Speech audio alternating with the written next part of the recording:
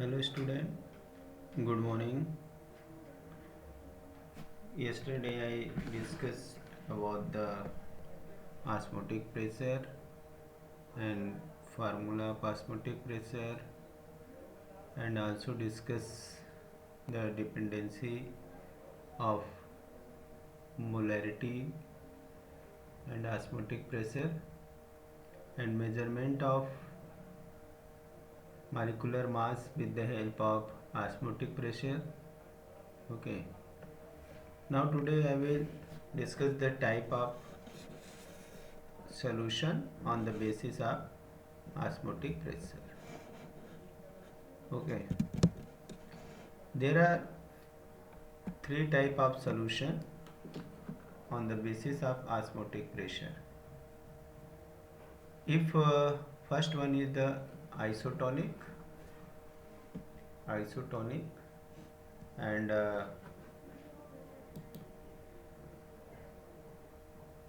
hypotonic and hypertonic. There are three type of solution: isotonic,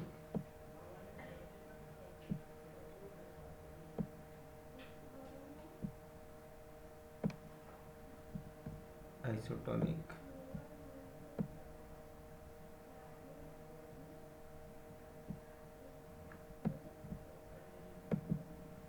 and hypotonic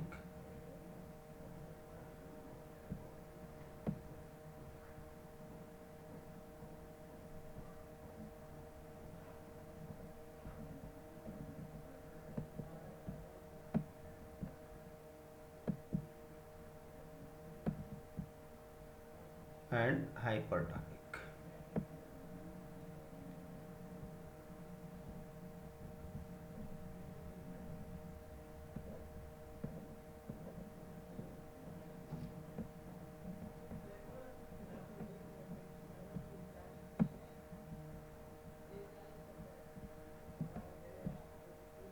Okay, there are three type of solution: isotonic, hypotonic and hypertonic. If two solutions having same osmotic pressure, then they are called isotonic solution. Once again, if two solutions having same osmotic pressure at a given temperature, then they are called isotonic. When such solutions are prepared by the passed by the semi-permeable membrane or separated by the semi-permeable membrane, no osmosis occur between them. Okay student, कहने का मतलब है कि अगर solution यहाँ पे osmotic pressure के base पे देखा जाए तो तीन तरह के होते हैं. एक तो आइसोटोनिक, दूसरा हाइपोटोनिक और तीसरा हाइपरटोनिक. आइसोटोनिक सॉल्यूशन वो होता है जिन दो सॉल्यूशन के ऑस्मोटिक प्रेशर बराबर होते हैं, इक्वल होते हैं किसी गिवन टेम्परेचर पे, तो उसको हम आइसोटोनिक सॉल्यूशन कहते हैं.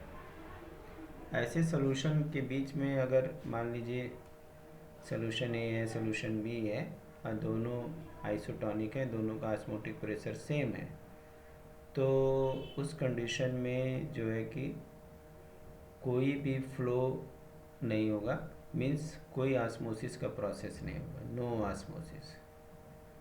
ठीक है, तो ऐसे सॉल्यूशन को हम आइसोटोनिक सॉल्यूशन कहते हैं. एग्जांपल हम ये ले लेते हैं कि जैसे सपोज मान लेते हैं कि हमारा जो फ्लूइड है इनसाइड ब्लड सेल, इसका कंसंट्रेशन 0.9 सोडियम सॉल्यूशन के इक्विवेलेंट है. 0.9 okay mass by volume sodium chloride solution के बराबर है. यानी कि जो हमारे ब्लड सेल के अंदर फ्लूइड है, उस फ्लूइड का कंसंट्रेशन सोडियम क्लोराइड सॉल्यूशन के कंसंट्रेशन के बराबर है, जो कि 0.9% मास बाई वॉल्यूम है. ऐसे साल्ट सोल्यूशन को हम नॉर्मल सेलाइन सोल्यूशन कहते हैं, नॉर्मल सेलाइन सोल्यूशन। और ऐसा सेलाइन सोल्यूशन जो होता है बहुत सेफ़ होता है, अगर इंजेक्ट करना हो बॉडी के अंदर तो हम इसको आसानी से इंजेक्ट कर सकते हैं।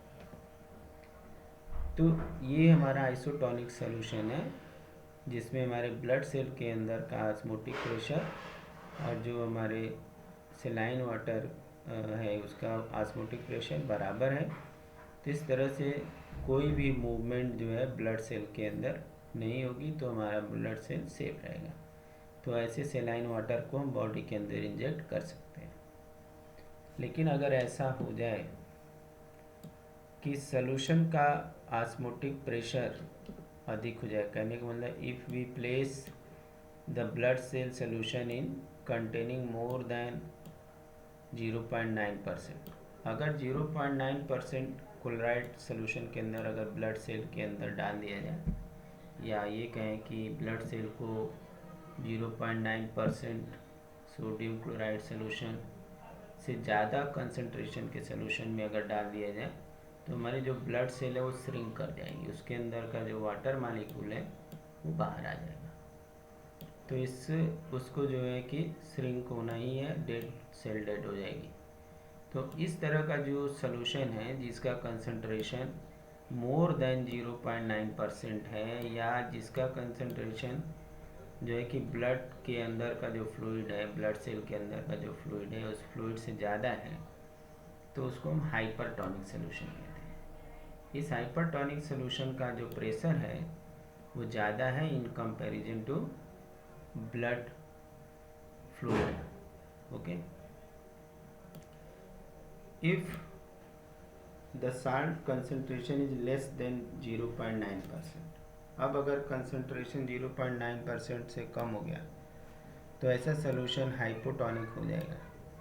अब ऐसे में जो है कि वाटर जो है सेल के अंदर चला जाएगा और सेल जो है स्वेल कर जाएगी। ठीक है, तो इस तरह से हमने देख लिया कि तीन तरह के सोल्यूशन होते हैं। एक तो हमारा ऑस्मोटिक आइसोटोनिक होता है, फिर से बता दें हम। ओके,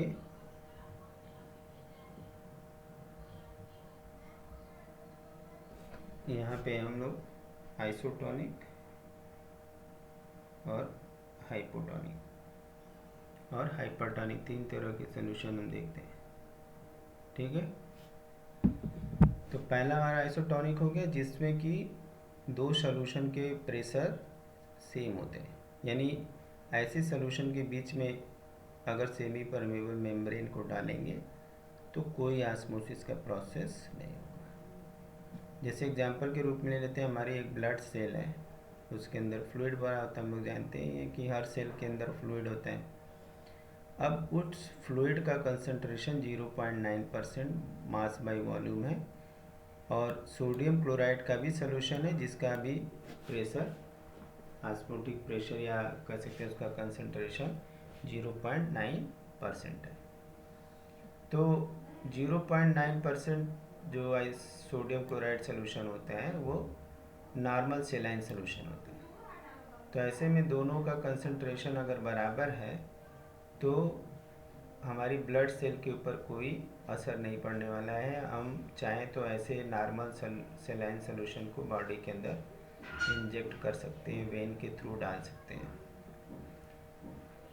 दूसरी तरफ ऐसा सोल्यूशन जिसका कंसंट्रेशन हमारे ब्लड सेल से ज़्यादा है, अगर हमारे जो सोडियम क्लोराइड सोल्यूशन है उसका कंसंट्रेशन मोर देन 0.9% हो गया, तो उसका ऑस्मोटिक प्रेशर हाई हो जाएगा, और उसमें अगर हम ब्लड सेल डालेंगे तो ब्लड सेल के अंदर का पानी बाहर आ जाएगा और वो सोल्यूशन हमारा जो हो जाएगा हाइपरटोनिक हो जाएगा और हमारी ब्लड सेल श्रिंक कर जाएगी। ठीक है, तो हमने एक क्राइटेरिया बना दिया कि अगर कंसंट्रेशन 0.9% सोडियम क्लोराइड सोल्यूशन के अगर बराबर है तो आइसोटोनिक हो जाएगा। अगर उससे ज़्यादा है, 0.9% से ज़्यादा है सोडियम क्लोराइड का सोल्यूशन कंसंट्रेशन, तो वो उसको हम जो है कि हाइपरटोनिक बोलेंगे। और अगर 0.9% से कम है तो उसको हाइपोटोनिक बोलेंगे। ठीक है, तो अगर हम ब्लड सेल को जिसके अंदर जो फ्लूइड का कंसंट्रेशन 0.9% है, हम 0.9% वाले सोडियम क्लोराइड सोल्यूशन में अगर डालेंगे तो कोई इफेक्ट नहीं पड़ेगा सेल के ऊपर, सेल एज सच पड़ी रहेगी क्योंकि वो नॉर्मल सेलाइन वाटर है। ब्लड के फ्लूइड का जो ऑस्मोटिक प्रेशर है वो नॉर्मल सेलाइन वाटर के ऑस्मोटिक प्रेशर के बराबर है। लेकिन अगर इसी ब्लड सेल को उठा करके ऐसे सोल्यूशन में रख दें, सेलाइन वाटर सोल्यूशन में जिसका कंसंट्रेशन 0.9% से ज़्यादा है, तो उस कंडीशन में क्या होगा कि जो सोल्यूशन होगा वह हाइपरटोनिक होगा in comparison to blood cell, और ब्लड सेल का जो वाटर है वो बाहर आ जाएगा और सेल श्रिंक कर जाएगी। ओके, अगर साल्ट कंसंट्रेशन 0.9% से कम है तो उसको हम हाइपोटोनिक बोलेंगे, और ऐसे कंडीशन में जो वाटर है वो सेल के अंदर जाएगा, सेल स्वेल कर जाएगी। तो इस तरह का जो सॉल्यूशन होता है उसको हम हाइपरटोनिक कहते हैं, हाइपोटोनिक। तो इस तरह से हमारे ये 3 सॉल्यूशन हो गए। इसके बेस पे क्वेश्चन आता है, तो हमें इस बात का ध्यान रखना पड़ेगा, कंसंट्रेशन ज़्यादा और कम हमें बस देखना है कि तुलना करनी है, मतलब कंपैरिजन करना है। कहने का मतलब ये है कि अगर ये हमारा ऑस्मोटिक प्रेशर सॉल्यूशन ए का है, ठीक है, सॉल्यूशन 1 है, बराबर है अगर, तो ये हमारा आइसोटोनिक हो जाएगा 2 के। ठीक है, और अगर फर्स्ट का कंसंट्रेशन कम है सेकंड के कंपैरिजन, यानी सेकंड का ज़्यादा है फर्स्ट से, तो यहाँ पे तो ये हो गया था आइसोटोनिक। ओके, और ये हो गया हाइपरटोनिक।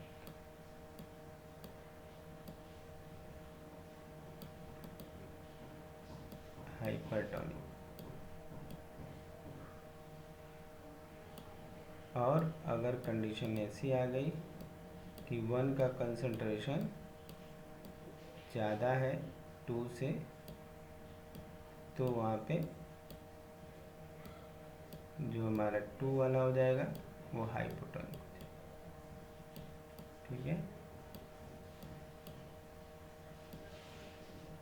हाइपोटोनिक। ओके, इस तरह से हम अब वहाँ पे हम एक न्यूमेरिकल देख लेते हैं।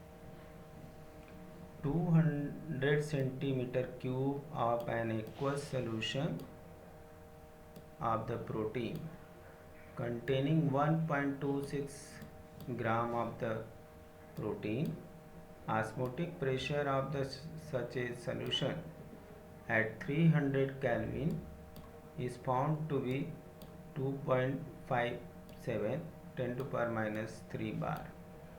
Calculate the molar mass of the protein.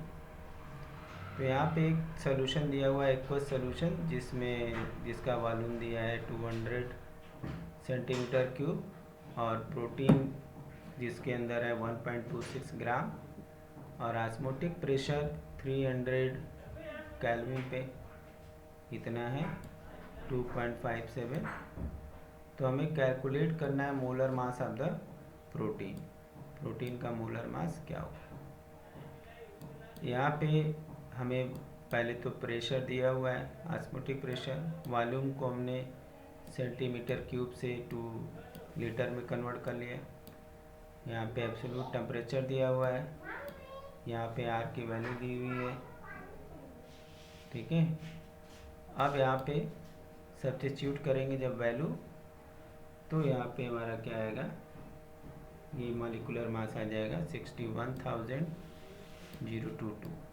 Okay, एक बार फिर से समझ लेते हैं कि एक एक्वस सोल्यूशन है प्रोटीन का, जिसका वॉल्यूम 200 सेंटीमीटर क्यूब है, और जिसमें 1.26 ग्राम जो है प्रोटीन है, जिसमें ऑस्मोटिक प्रेशर ऐसे सॉल्यूशन का 300 केल्विन पे 2.57 इंटू 10⁻³ बार है।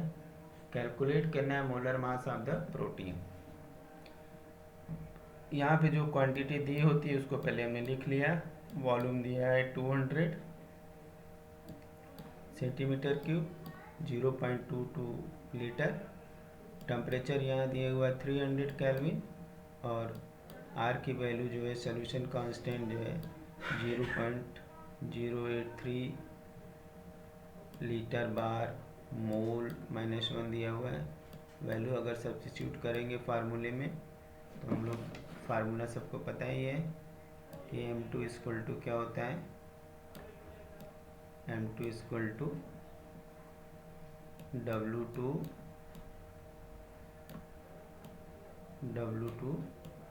Into R and into T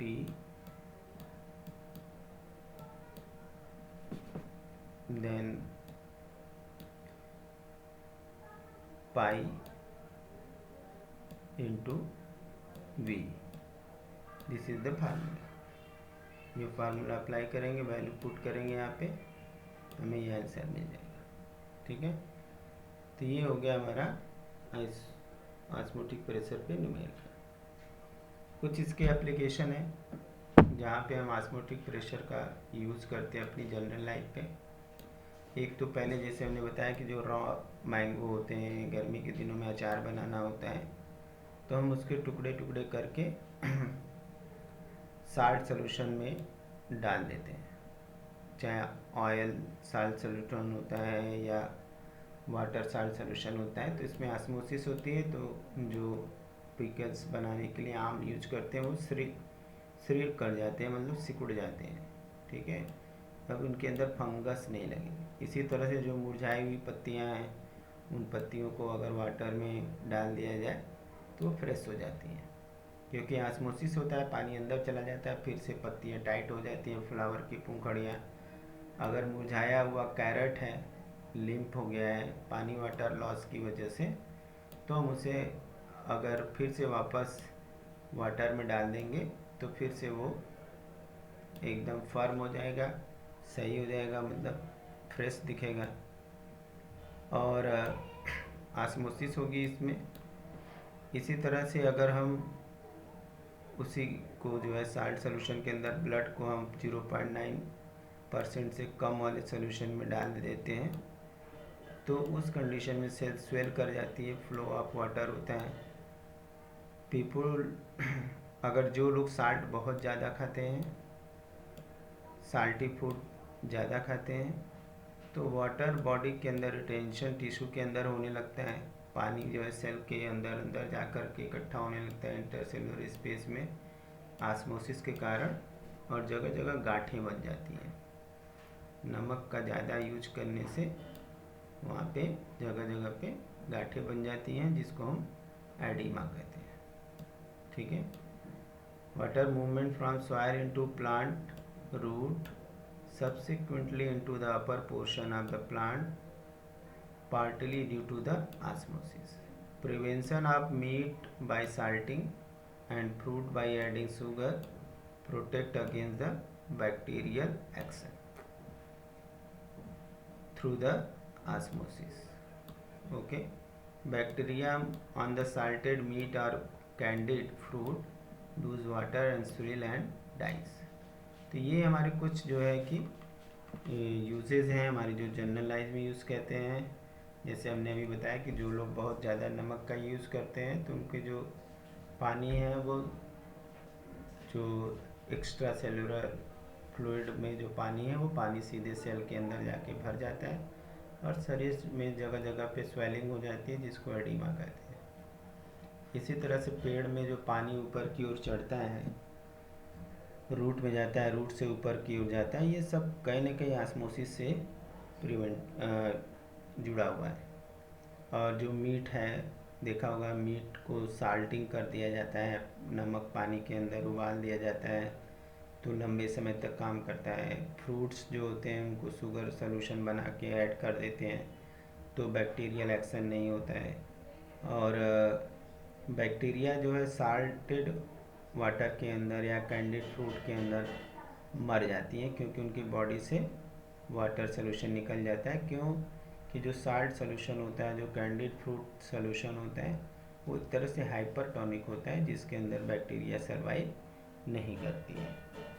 इस तरह से हमारा ये जो है कि ये हो गया एप्लीकेशन। अब एक एप्लीकेशन इसका और भी है, रिवर्स ऑस्मोसिस। रिवर्स माने उल्टा। सीधा क्या था कि पहले यहाँ से जो वाटर है वो अगर जा रहा है सेमी परमेबल मेम्ब्रेन से साल्ट वाटर की तरफ, तो उसको ऑस्मोसिस कहते हैं। लेकिन अगर ऐसा हो जाए कि वाटर मॉलिक्यूल इधर की ओर जाने लगे वापस, ठीक है, फ्रेश वाटर की तरफ, तो उसको हम रिवर्स ऑस्मोसिस कहते हैं। Direction of osmosis can be reversed if the pressure larger than that of the osmotic pressure applied to the solution side।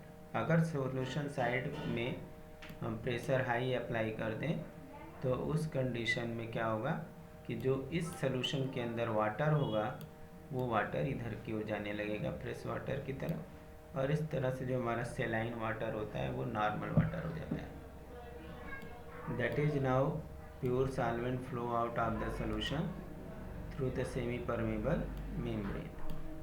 This phenomena is called the reverse osmosis। ठीक है, reverse osmosis हम जानेंगे। Reverse osmosis का use हम करते हैं सी water को pure करने के लिए। तो इसमें क्या होता है कि डायरेक्शन ऑफ ऑस्मोसिस जो होता है रिवर्स हो जाता है। इसमें होता ये है कि जहाँ पे ऑस्मोटिक सोल्यूशन, जहाँ सपोज कि हमारे पास जैसे फिगर में दिखाया गया है कि यहाँ पे ये फ्रेश वाटर है, यहाँ पे साल्ट वाटर है।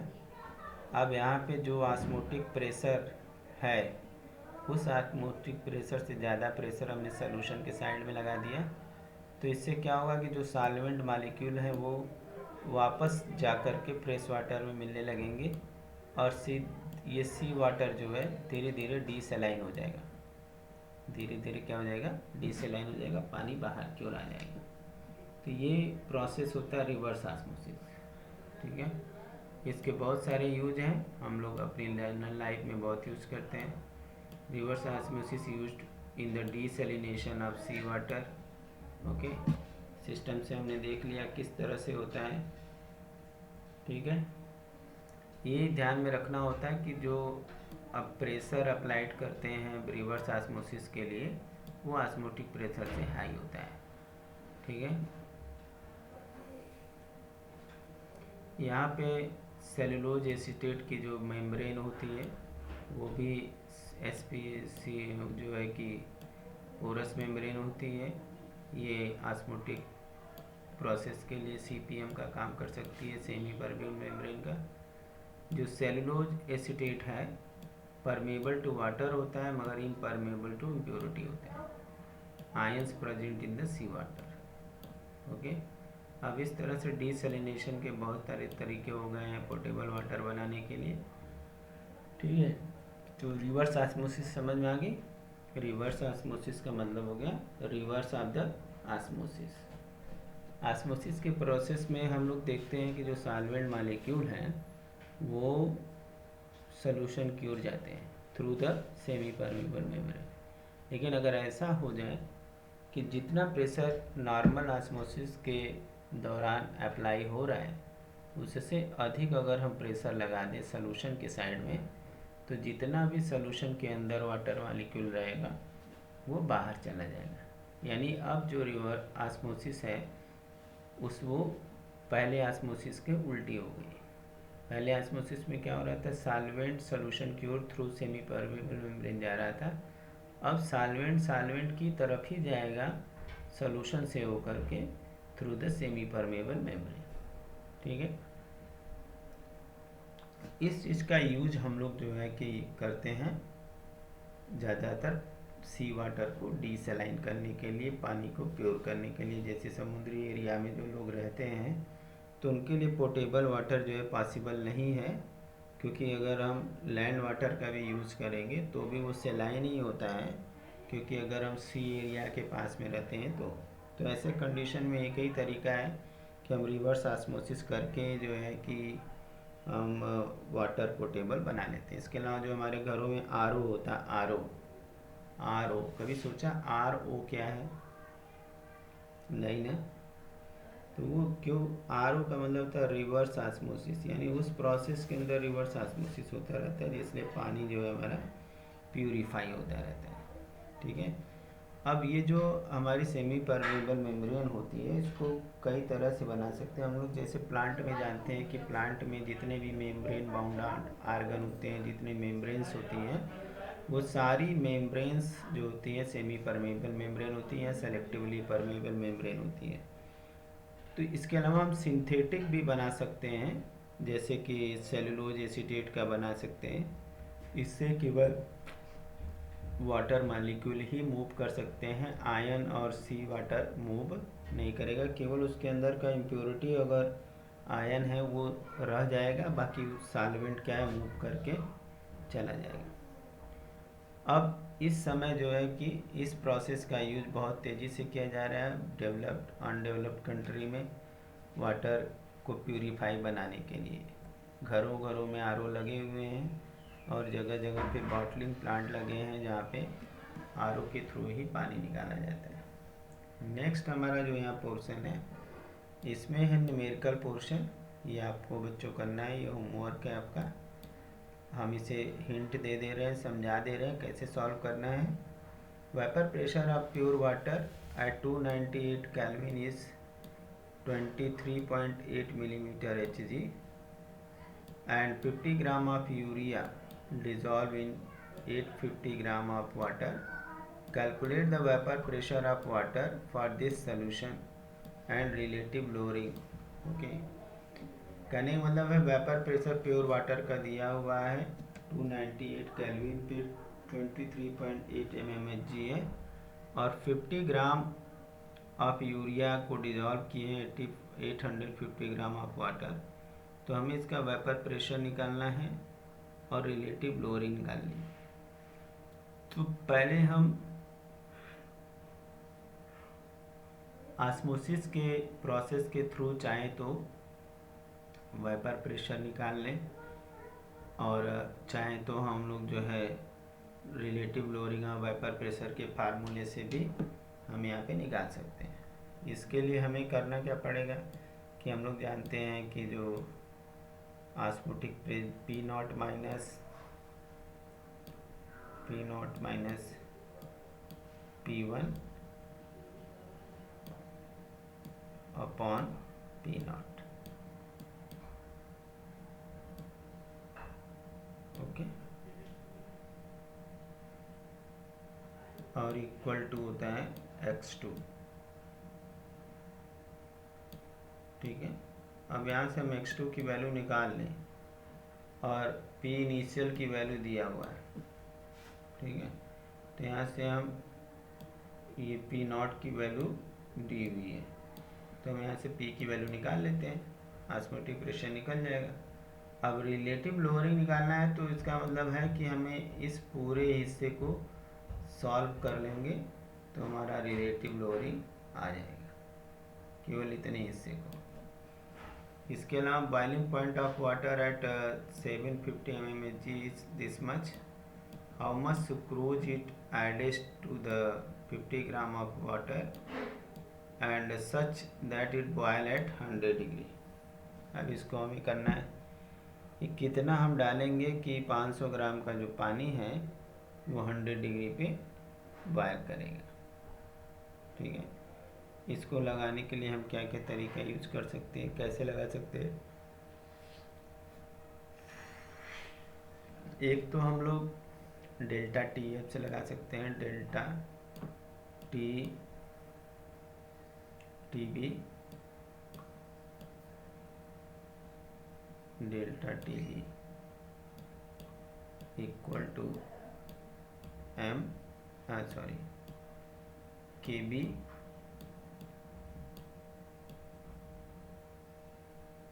KB into M।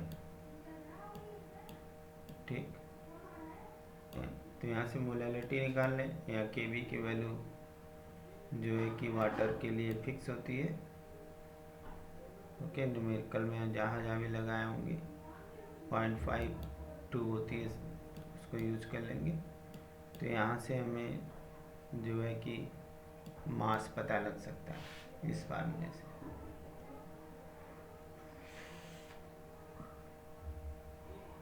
ठीक है, इसके बाद जो न्यूमेरिकल है, इसमें जो है मास ऑफ एस्कॉर्बिक एसिड दिया हुआ है, विटामिन सी, इसका फार्मूला है ये, dissolve in 75 gram of acetic acid lower in melting point by this much.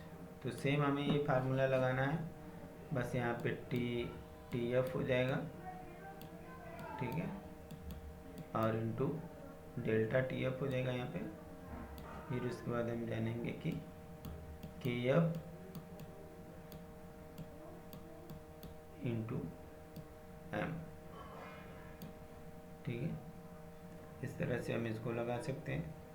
फिर इसी तरह से यहाँ पे ऑस्मोटिक प्रेशर पास्कल में एग्जर्ट किया जा रहा है। तो हम यहाँ पे सारी चीज़ें दी हुई है, मास दिया हुआ है, वाटर टेम्परेचर दिया हुआ है, volume of the mass of the polymer दिया हुआ है, ठीक है। तो हम ऑस्मोटिक प्रेशर के फार्मूले से P pi equal to CRT से लगा सकते हैं। अगर नहीं आता है तो हम इसको बताएं, ठीक है। आई बात समझे।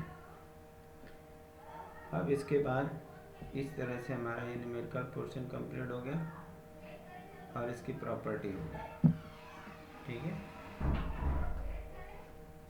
इसके बाद हम लोग आएंगे एबनॉर्मल मोलर मास के ऊपर। एबनॉर्मल मोलर मास क्या होता है उसको देखेंगे। हेलो, नेक्स्ट हम देखेंगे एबनॉर्मल मोलर मास क्या होता है, ठीक है। हमने ऑस्मोटिक प्रोसेस इस तरह से सारी कॉलिगेटिव प्रॉपर्टी देख लिया। अब जो हम कॉलिगेटिव प्रॉपर्टी से मोलर मास निकालते हैं वो सारे मोलर मास एक्यूरेट नहीं होते हैं, या तो एक्यूरेट से ज़्यादा हो जाते हैं या एक्यूरेट से कम हो जाते हैं। तो ये कारण क्या है, क्यों ऐसा होता है? तो इस तरह से जो भी मोलर मास हम by the calculation of colligative property पाते हैं वो सारे जो होते हैं या तो एक्चुअल वैल्यू से ज़्यादा होते हैं या एक्चुअल वैल्यू से कम होते हैं। दो में से एक चीज़ होती है। तो उसके पीछे कारण हो सकता है या तो एसोसिएशन हो रहा है या डिसोसिएशन हो रहा है। तो एबनॉर्मल मोलर मास हमारा क्या हो गया, वो मोलर मास जो हम कैलकुलेट करते हैं कॉलिगेटिव प्रॉपर्टी से, जो कि नॉर्मल वैल्यू से ज़्यादा होती है या तो कम होती है, उसको हम एबनॉर्मल मोलर मास कहते हैं। तो अगर हमें एबनॉर्मल मोलर मास की मदद से एक्यूरेट अगर निकालना है तो वॉन हॉफ ने एक फैक्टर I कैलकुलेट किया था जिसको हम वॉन हॉफ फैक्टर कहते हैं। और ये जो वॉन हॉफ फैक्टर है ये एसोसिएशन और डिसोसिएशन पे डिपेंड करता है कि कितना जो है एसोसिएशन या डिसोसिएशन हुआ है।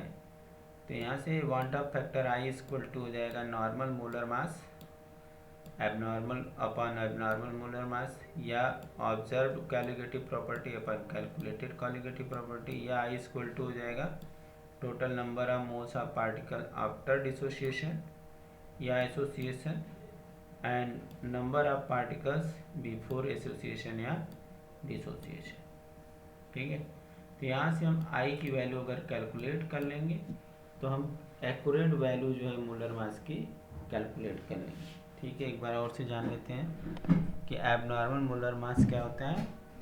The molar mass which we obtain from the calculating colligative property और those molar mass which we observe through the colligative property or we get from the colligative property or we कह सकते हैं कि calculated by colligative property, these are the abnormal molar mass because their value may be more or less than normal value.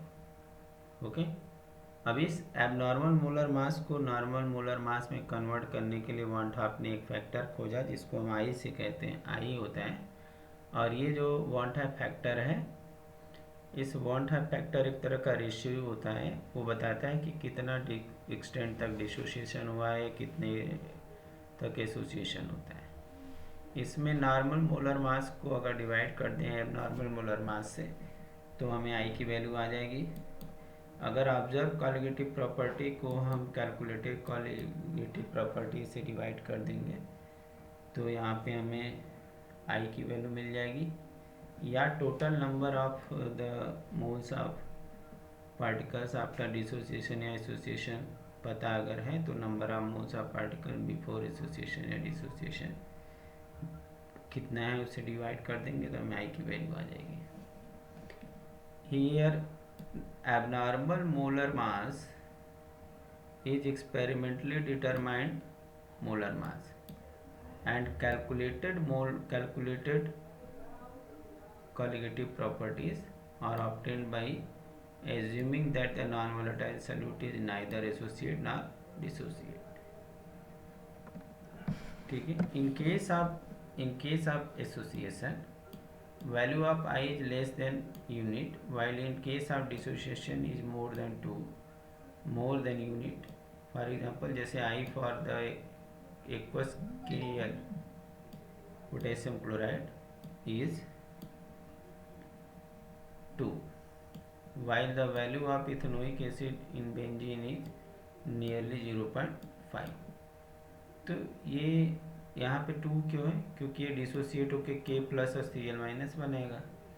यहाँ पे ethanoic acid in benzoic की 0.5 क्योंकि वहाँ dissociation complete नहीं होता है। तो हमने नॉर्मल मोलर मास जान लिया, एक बार फिर से फटाफट बता देते हैं। जो हम मोलर मास कॉलिगेटिव प्रॉपर्टी की मदद से कैलकुलेट करते हैं वह नॉर्मल मोलर मास या की वैल्यू से ज़्यादा या कम होता है, तो इसलिए हम उसको एबनॉर्मल मोलर मास कहते हैं। इसको वॉन टॉप फैक्टर के थ्रू कैलकुलेट करते हैं।